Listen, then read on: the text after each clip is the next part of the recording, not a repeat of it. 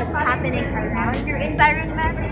Like how these leaves dry? Don't you worry, because in this video, we will about to feed your curiosity of the drying out of leaves. We are the Group 3 and we're about to present the redox reaction behind the decomposition of the leaves.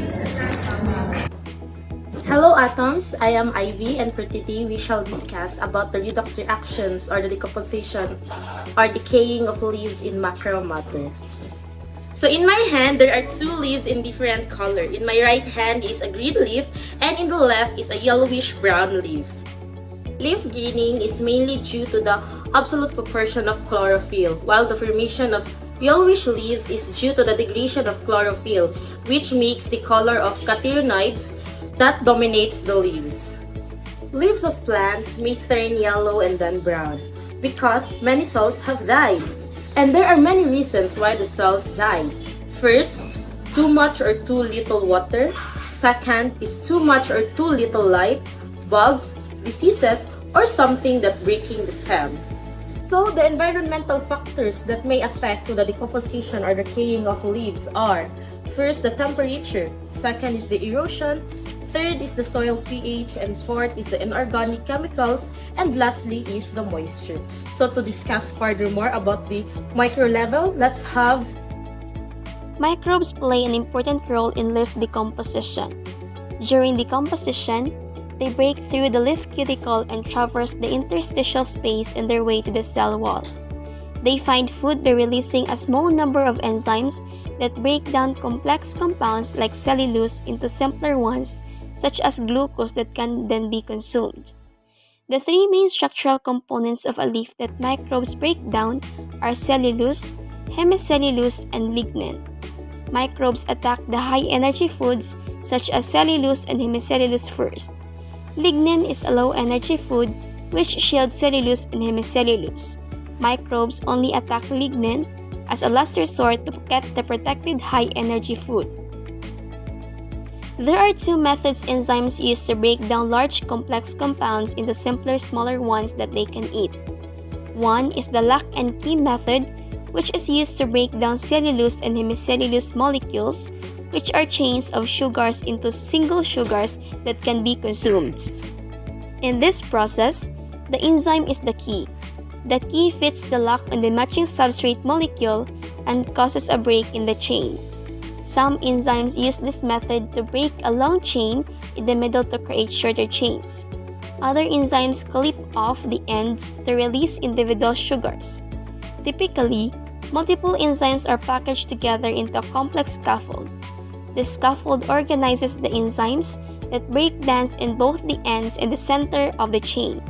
To completely break down the chain, the scaffold slides up and down the chain and takes it apart. The other way enzymes break down complex compound is by oxidation. This process is used to break down lignin. Lignin has a random structure.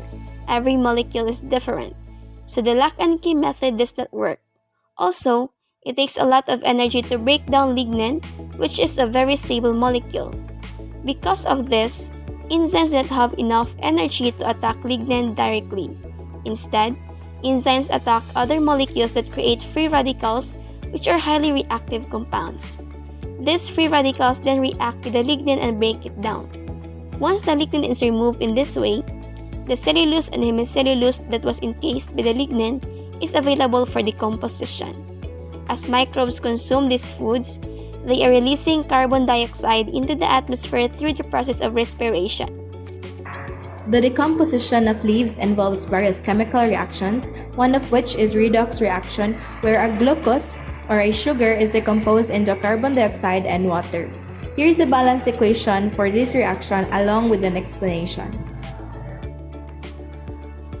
Glucose is a sugar produced by plants during photosynthesis. It is a source of energy and serves as a chemical storehouse for potential energy. In the presence of oxygen, glucose undergoes a redox reaction, commonly known as cellular respiration. In this reaction, glucose is oxidized while oxygen is reduced.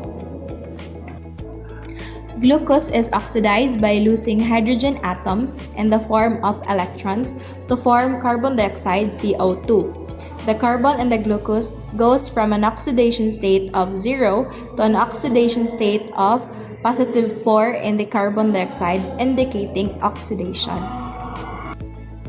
Simultaneously, oxygen is reduced by gaining the electrons lost by glucose.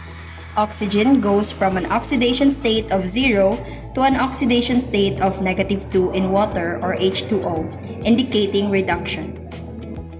The result of this redox reaction is the complete decomposition of glucose into carbon dioxide and water, releasing energy in the process. This energy is used by the plant for various metabolic processes and growth. The drying of leaves is closely related to the breakdown of glucose and the release of energy, which occurs as the plant prepares to shed its leaves or as the leaves senesce, or age and die. This process helps the plant conserve energy and nutrients as it enters a period of dormancy or prepares for new growth. So the dying out of leaves driven by a redox reaction like this one is a fundamental process in the life cycle of plants. This allows them to recycle nutrients and energy for future growth and development. Did we now satisfy your curiosity? Do you now understand the nature of leaf decomposition? To sum everything up, redox reaction helps us to understand the different environmental processes that is happening around our surroundings. This is Group 3 and stay curious.